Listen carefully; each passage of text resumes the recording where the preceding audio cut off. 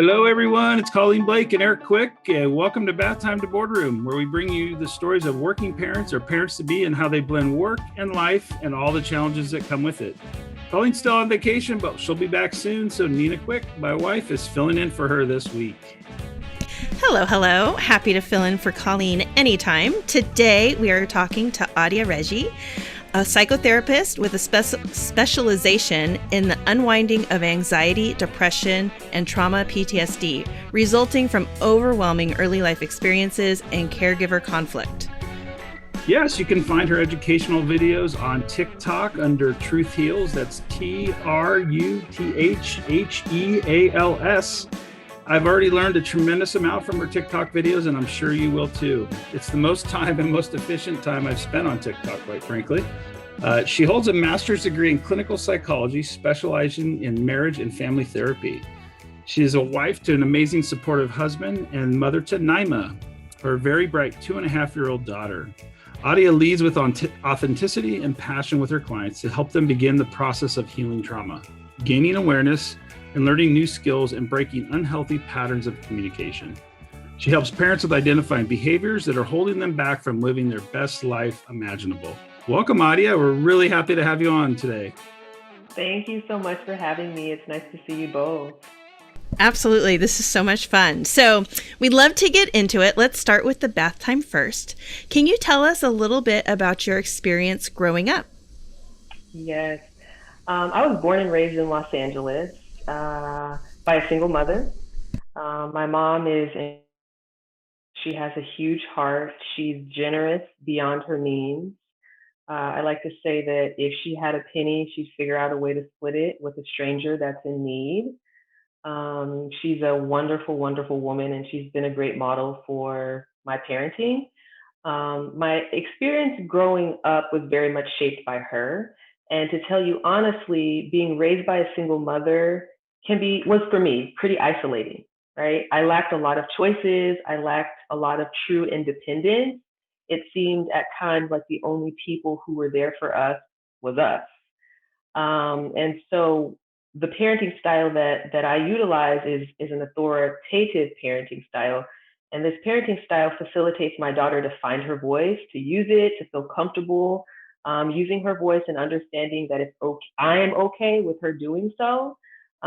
Whereas the way that I was raised, it was one way, right? My way or the highway. Mm-hmm. I had only one person, one source to ask and answer, right? Yes or no. It came from mom.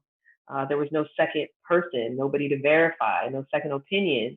And at times, all the time, as a child, it is difficult when you don't feel like you have a voice, when you're not being heard.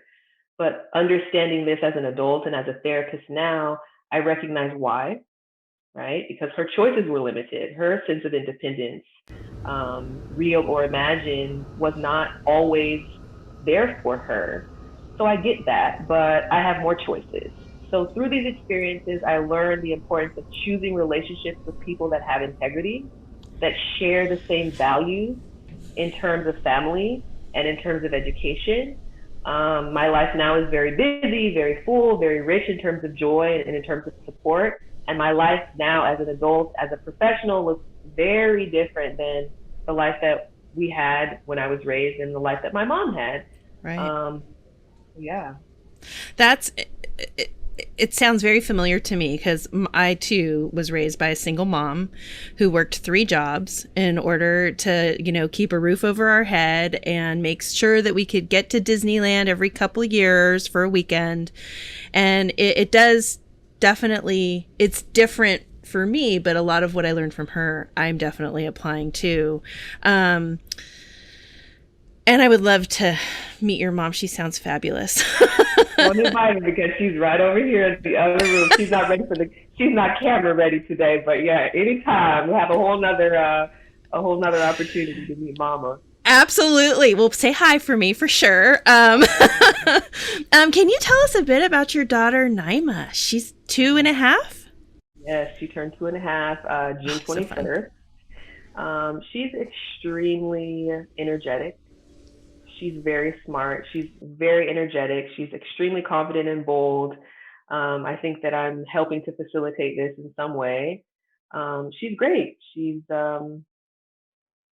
adventurous.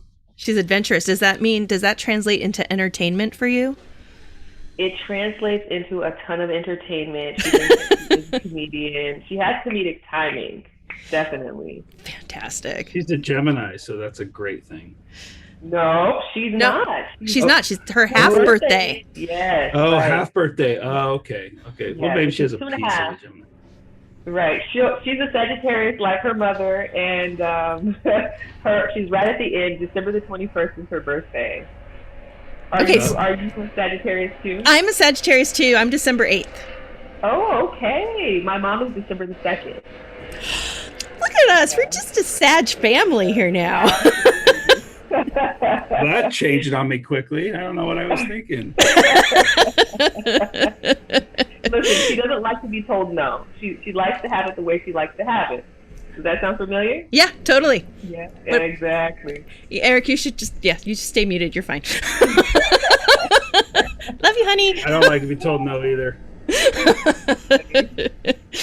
So did you decide to do these TikTok videos? Let's get into this a little bit. Was it because you became a mom, or was it based from your professional training? Like, I love them, but I'm so shy. I don't know that I could, this is a leap for me. So tell me a little bit about how you got into that. And maybe talking about respecting the no, since we talked about no. Okay, I will do that. No problem. So, in fact, I am a pretty private person, believe it or not. You wouldn't believe that if you were to look at my TikToks, because you see so much of my life. But until TikTok, I really didn't have a social media presence at all. I just did my work privately. Obviously COVID hit and a lot of things changed, and I needed something to do. I got on TikTok. I just wanted to be nosy, to tell you frankly, and just have a place to laugh, learn something, laugh. I didn't want to know what the platform is all about. A lot of younger people are on the platform. I just thought it was about dancing and whatnot, but I needed some entertainment. So for a while, I just browsed. And liked and followed and whatnot. And I started, there's different doors that you can open to access different places and spaces in TikTok. And as I did, it became apparent to me that there were individuals who wanted answers and were in need of support, specifically in terms of intergenerational trauma, things that they experienced in their lives where they didn't understand why. I had a parent, or I had two parents, and they gave me my basic needs, right? Food, shelter, clothing, and education. Mm-hmm. And still, I feel disconnected from these people. I feel like my family of origin didn't necessarily see me, hear me, validate my experiences. And I feel some kind of way about that. And right. I'm trying to figure this out. And so one day I was at the park with my daughter, and I got in the car, and I just decided to make a video. And I made the video, and I said, follow me if you want to hear a series about this topic. Like, I didn't think anybody was going to do it, and then boom, boom, boom, boom, boom, boom, boom. It was like everything blew up. And then I realized that there's a niche. And it has become, because there's an intersection with intergenerational trauma and parenting. So that's what I do. I talk about intergenerational trauma patterns, how to heal from that, how to identify that, and also parenting. Because if you are a parent who has experienced trauma, or there is a pattern of poor communication or behavior that you've learned from mama, that learned that from mama, that learned that from mama, you've got to break that pattern. So that's what started this whole TikTok educational video journey. And here I am now, 60,000+ followers later. I'm one of them. Yes. Oh, thank you. Here we are. Yeah. That's incredible. That is so incredible. So I absolutely see the need for what it is that you're providing. I think, just talking with my mom friends, I feel like we all are grateful to have each other to bounce ideas off of, because I feel like everyone has something that they don't want to do that their parents did, right? And it sounds like what you're talking about is even deeper and more ingrained than that. So this it really spoke to me too when I first figured out what was happening with your TikTok. So that's really cool. Can you talk a little bit about respecting the no? Yeah. We could talk about respecting the no, but I wanted to talk a little bit about what you just said. Oh, Something that okay. you just said. Sure. Um, we as parents, we have good intentions. And just like you spoke, you talk to your girlfriends, your parent friends, and we all are left with a sense that we want to do better, right, than our parents. We want to provide our children with more. But for a lot of people, it stops right there, right? And the reason is that it requires a deep amount of introspection, the ability to look at self and also learn new skills and then implement these skills every single day with our kiddos. But if we have not been healed from trauma, we get triggered by our kids, right? And we go back to square one, just being hopeful and wanting to do better. So Yep. that's part of the gap that I'm trying to fill with my TikTok, is to offer some support and tangible skills to help parents who are trying to learn. Yes, please. That's all I got. That's all I got is yes, please. I have one other thing to say. One other thing to say is that for parents like you both, who have the best intentions, I think it's important to recognize that maybe you have the best intentions, but you might need a little support. Lean into your support network, because it can help. I mean, it's just hard sometimes because parents have the best intentions, but they don't know where to go. They don't believe that there are resources, but they're out there and available, even on TikTok. Absolutely. Absolutely. And, it's so funny because we talk on this podcast a fair bit about self-care and how do you recharge so that you can have that space, right? To really do that reflection on self and learn the new skills. And, I think that something that I've learned, because Gavin, our son, is autistic with ADHD, and that was a totally different path for us, right? We didn't expect that path. It's not a bad path, it's just different. And so I had to learn different skills and how to adjust to that. And I think that has taught me a lot about pausing and considering. And there are times when I just have to, I even tell the kids, I'm like, you guys, I can't react right now. I need a minute. My mom is the adult timeout. Oh, I like that. Yes. My mom does that too. Audia, I think it is really powerful, having been a recipient of working with an executive coach to unpack some of the things that I experienced along my career journey. And really, I can't say enough around and support what you said around, have somebody help you through it, right? Talk through it, be able to really look at what are those triggering points and why, and, unpacking or, pulling back the layers of the onion, if you will. I know early on with our kids, and I always say this, but you don't get a manual with them, right? There's Right. no step by step, and every kid's different, and every situation and environment's different. And I, especially looking back on it, I could see exactly where I got triggered on certain things and reacted almost the same way that my dad or my mom would have reacted, back in the day, around how myself or one of my brothers, or sister for that matter, triggered them, and the response. And it is, I think, very powerful, and I fully support parents having a partner that can help them really think through. And as my executive coach once said, I'm holding the flashlight for you, right? And I'm helping you hear what I'm hearing, by kind of regurgitating it, really asking probing questions about it and digging deeper, which I think, and it sounds like from what you were talking about, is where a lot of parents stop, right? Where maybe starts to become uncomfortable for them to do some of that hard work, that really can add, breakthrough moments for them and their parenting style, and understanding more around where they've come from and how they were parented. Right. Even for those that are not parents, who have had experiences that maybe could be labeled as traumatic or difficult to handle, What we know about trauma, what we know about grief, what we know about loss is that the body keeps the score. And even if you are not a parent, it is worthwhile to do this work, right? To help the quality of your life, but also understanding that our DNA changes with our trauma experiences. So healing yourself is giving a gift to the next generation, right? So it's good for all of us. Yeah, I think that was something I'm glad you brought it up in watching your TikTok videos, something that really resonated with me around your DNA changing from those experiences, excuse me, and how doing that work can help, for lack of a better way to put it, kind of rewire your body, and how that gets carried forward. So that's a great point. As a mom with a young child, and I know COVID maybe has stopped some of this, but do people ever offer you unsolicited advice? And if they do, how do you respond? Sure.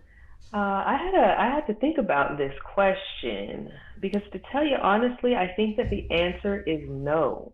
Really? I think that I carry myself as a very capable, confident parent, and not that others don't. It's just that I have set the boundaries, and people know. That's awesome. That's awesome And because people know. people say the darndest things. Right. And yeah, Early on, I think that when my daughter was a newborn, my mom said something, but quickly you just squash that down and listen, I'm the mama. If I need help and assistance, know that I will ask for your help and support. But absolutely. at this time, no thank you, please. Perfect.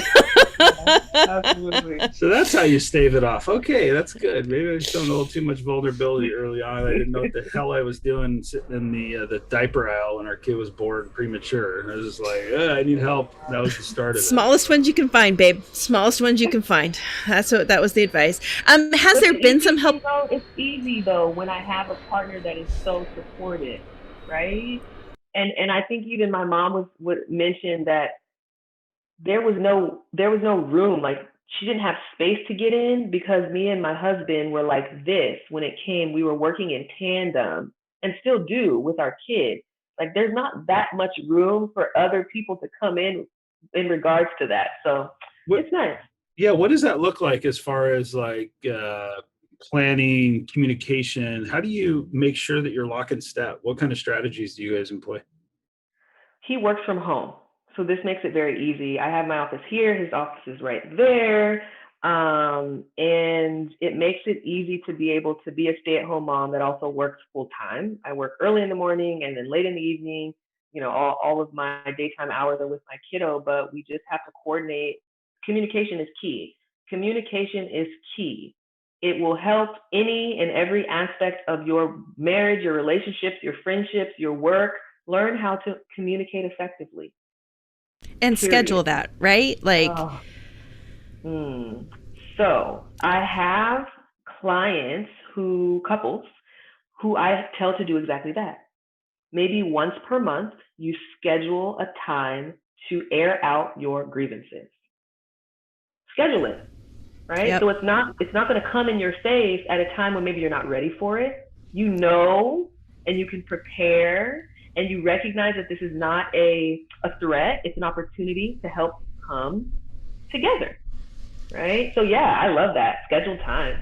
Brilliant, because I know that we have to do that because Eric's schedule is crazy. He's got his hand in 16 different pots and he's, pulled in all these different directions. And it's been helpful for us, I know, and for me that we can make time to really just sit down and be like, okay, we've been ships passing in the night, but let's reconnect. Let's talk and let's let's talk about all the things, and get through it. So, do you think COVID has changed some of your parenting style at all? Or do you feel like it's pretty similar to what it was? I mean, aside from wearing a mask.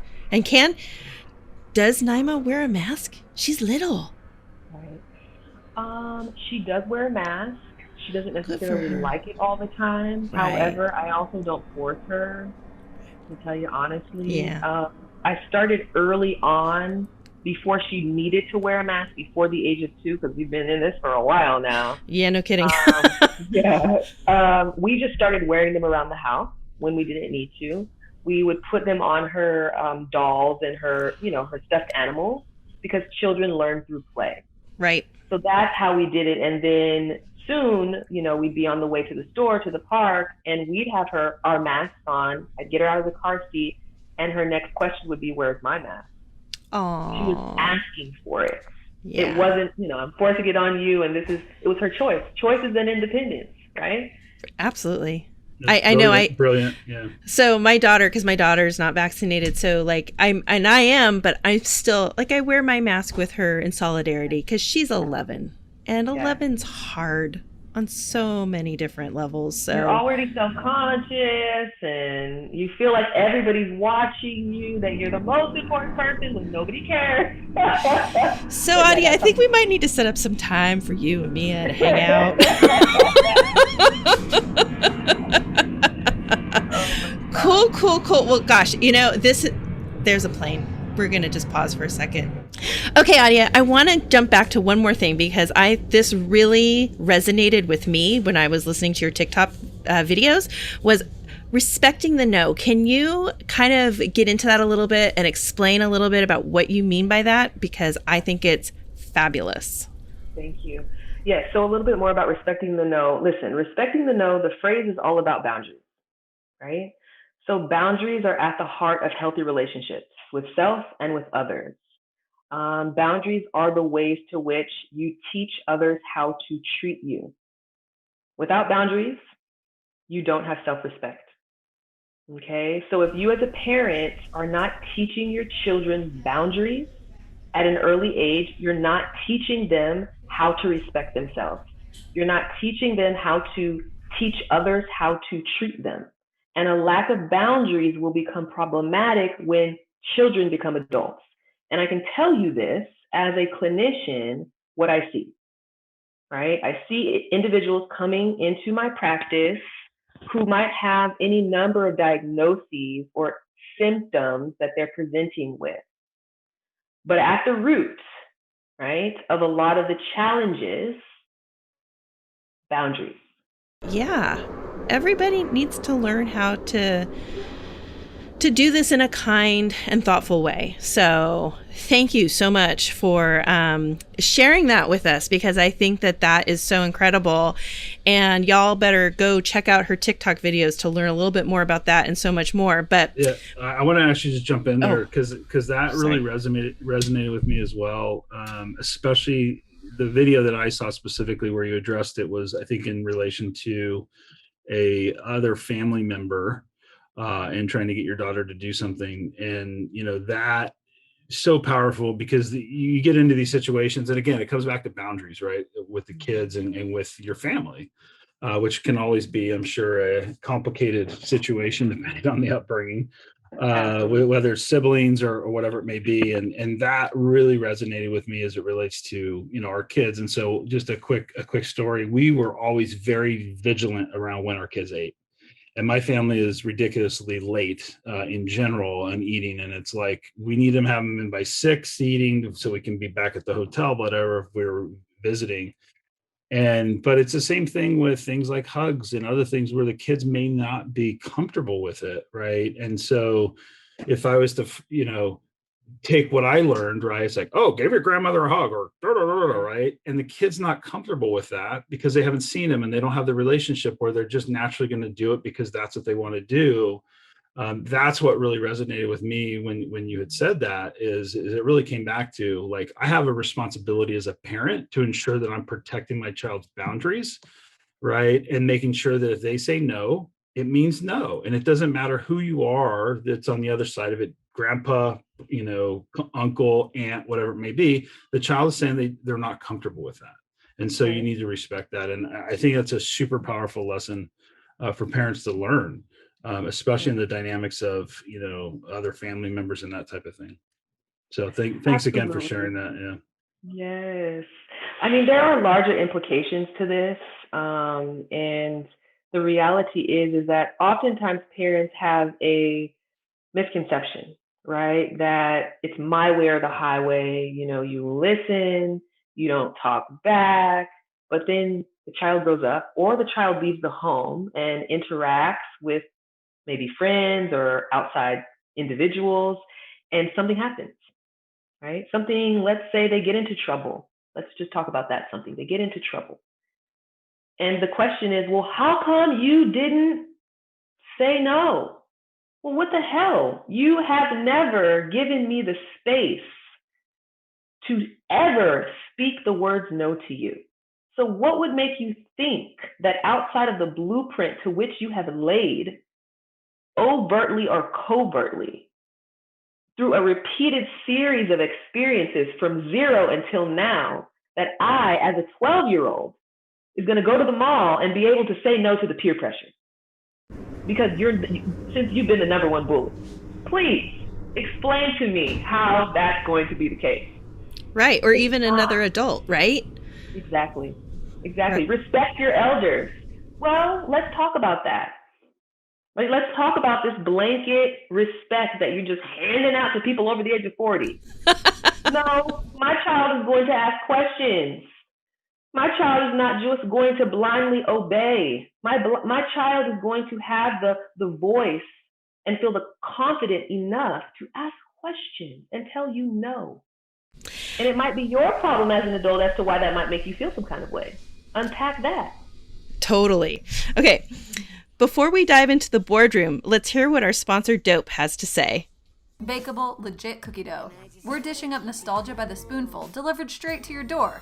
Our recipes start with just 6 all-natural ingredients, free from eggs and raw flour. With over 1,000 5-star reviews, this dough is Spoon Liquor approved. Best of all, a portion of every purchase is donated to support mental health care and addiction recovery. Unbox some happiness today with free shipping nationwide. Life's a plate of cookie dough. All right, Dope. Thank you so much. Audia, I would love to better understand the journey of you getting into psychotherapy and kind of what was the impetus for that and how did that journey unfold as you were going through your education? Yeah, so I was looking for a career that was rewarding, that required me to use my brain, that allowed me to connect with people on a deeper level, that allowed me to create a lifestyle that I wanted, which to me is family friendly. So becoming a therapist has given me all of those things and more, and I'm very fulfilled and rewarded in this profession. So anybody that's interested and maybe empathic, has a huge heart, and is willing to be a lifelong learner, and can hold the space for people and their experiences, maybe consider becoming a therapist. There's a lot of routes to get there. And what's a career path look like? From what kind of education do you need, and how does that, what kind of years commitment do you have to really refine your profession before you fully get into it? Yeah. So you'll need your bachelor's degree in any subject. I happen to get my degree in political science, and you'll have to move on to a master's program. And you can do a master's program in anything. No, not anything. Social work, professional counseling, marriage and family therapy. There are a few routes to take in that regard if you want to stay at the master's level. There are doctoral level therapists also, so that's an option if you're interested. Yeah, and so 2 to 3 years is what it takes at the master's level, and then you'll have to do your clinical training and your clinical hours and supervision. So it's a little bit of a long road, and it's not cheap, but it's the best decision that I've ever made. And was there a point along that journey where you're like, wow, this is what I want to do? Because political science to, marriage and family counseling seems like a little bit of a little ways away from political science. Was there just something that just, you're like, okay, this is what I want to do? Well, I think a lot of therapists that you'll meet have their own story. And so we come into this field having to heal ourselves in some ways. So it came for me out of my relationship with my own therapist and asking myself my own questions and kind of trying to figure out my own self. And it became apparent that what I was doing at that time was not for me. And I needed to make a change. And so I dove right in, and it was first class, first semester. I knew, and then first client during my clinical training, I knew that I wouldn't go back. That this Mhm. was exactly right for me. Yeah, I would imagine just given the work you do, and I would imagine the outcomes that are there and some of the self-realization and other things where there's light bulbs that go off with the individuals you're working with. I'm sure there's some that it may not, right? But I could see that being super rewarding. What's been your biggest takeaway or learning that you've had working with individuals over the number of years you have? I would say that very few of us leave our childhoods unscathed, and that our childhood experiences and our trauma carry with us and impact every relationship that we have, both personal and professional. And it will affect the way that you show up in the world. It will affect the ways to which you see yourself, the ways to which others will see you. And at some point in life, it would be wise to take a moment to pause, to be still, to reflect on how your childhood has impacted you. That and boundaries probably would be the Hmm. biggest takeaway. And I Yeah, spoke about that earlier. got it. Absolutely. What I'd love to learn more. So you typically have an engagement with a family or a couple, et cetera. Like how does that journey work? How do you help them once they leave your nest and the nurturing that happens there? And how do you help them, Mhm. as we like to say, kind of work that muscle ongoing so that they don't atrophy in the relationship? Right. Skills. You have to learn new skills. We only have 50 minutes a week, right? The therapy hour is 50 minutes. And a typical client comes in once per week. And I help to implement and teach new skills, but it's up to the client, the individual, the couple, the family to take those skills and use them outside of the therapy room, throughout the course of that time in between therapy sessions. But in order to uh, take what is learned in therapy and make sure that it's able to be used outside of therapy, it really is commitment to the change, right? Commitment Yeah. to a new understanding, commitment to a new perspective on life, on family, on relationship, on parenting, whatever the topic might be. But at the root of it is skill building, but also one of the most important features of therapy is the relationship with therapists. And if you lean in to that relationship, a lot of the family of origin issues can be healed in the therapeutic relationship. Mhm.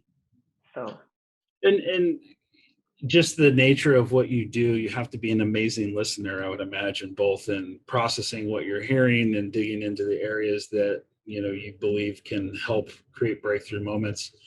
How do you do that? Like, what strategies do you have that to help people be better listeners? Because ultimately, that's where I think a lot of the work happens, right? right. For me personally, I have to remind myself, right, constantly. I have a lot of going on up here, right? I have a lot of information to share. And there's times where I might have to leave a note for myself, right? Talk less, listen more. Hmm. Sometimes Totally. that's what it takes is a reminder that you need to listen more. I think somebody told me you have two ears and one mouth for a reason. Absolutely. I learned early on in our relationship that I needed what I like to say, a bagel.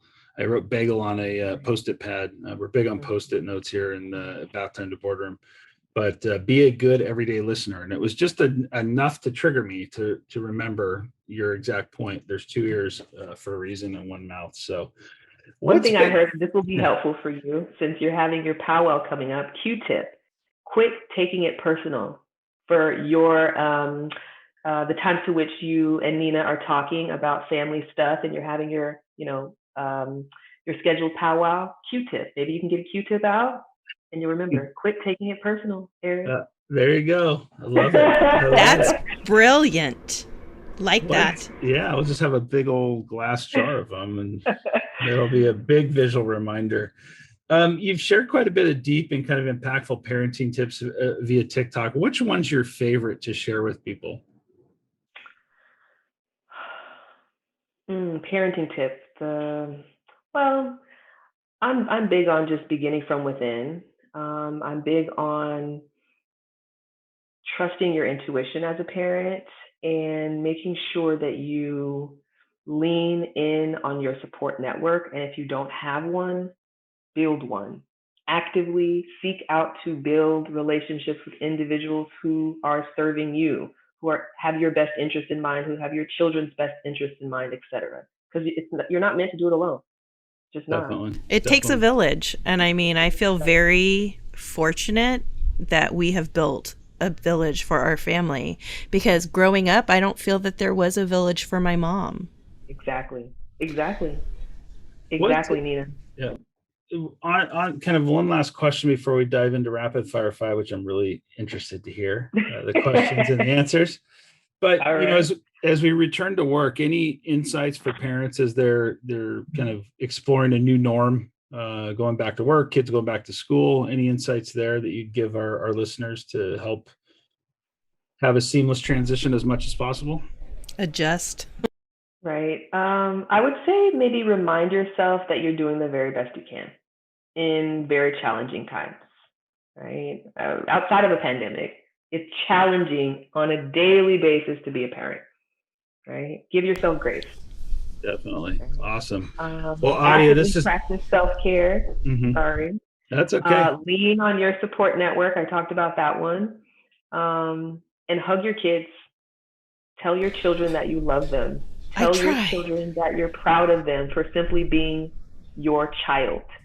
And give them these things every single day. So, funny story. My son is 13 and isn't as welcoming to the hugs anymore, but I still sneak them in, especially when he's playing VR and he's got the thing on his face and he can't see and he looks like a ninja, and I'll sneak up behind him and I'll give him a big hug and I'll say, "I love you, baby," and then I'll run away. Yeah. So this is good, and this is a very common question, actually, a commentary that parents have of teenagers, right? How do I help to build that emotional connection with them now that they're growing?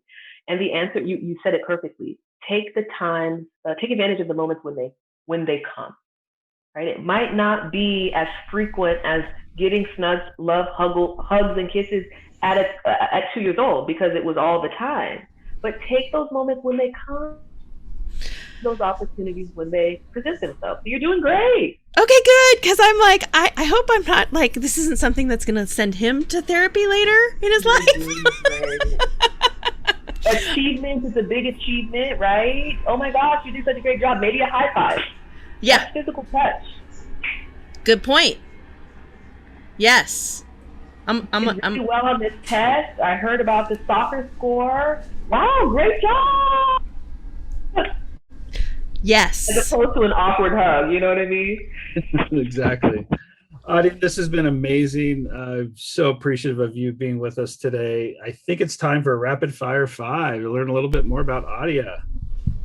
Yes. All right. Here we go. We're going to have 5 questions in rapid-ish succession. 2 available answers, but only 1 can be selected. Are you ready? Ready. All right. First question for you. TikTok or Twitter? TikTok. Next vacation, beach or mountains? Beach. Fully agree with you there. Sorry, couldn't help myself. Okay, Apple or Android? Apple. Me too. Hot yoga or goat yoga? 5 days a week. Hot yoga, 5 days a week. Nuh-uh, really? Really? That's amazing. Okay, we could talk more about that later. Sorry. Okay, all right. So we know that you are in the greater LA area. Basketball or football? Basketball. Okay, so then Lakers or Clippers? Hard one, huh? Let's go with the Clippers. Totally. Yes. They are doing a little bit better this year, so. Yeah. Excellent. Well, it's time for Pocket Perspectives, which is a quotable one-liner, mantra, or tweet that resonates with you or that you live by. Audia, you are first. What do you want to share with our listeners today that you already haven't? Because we've already got a great amount. Or it could be something that you already have.